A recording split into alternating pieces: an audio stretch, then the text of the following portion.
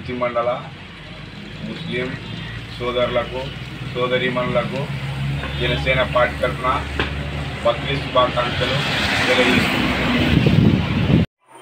ఈరోజు ముఖ్యాంశాలు. కర్నూలు జిల్లా పత్తికొండ నియోజకవర్గం వెల్దుర్తిలో మండల కేంద్రమైన జనసేన పార్టీ నాయకుడు నాయకల్ బాబ్జీ బక్రీద్ శుభాకాంక్షలు అని తెలియజేయడం జరిగింది.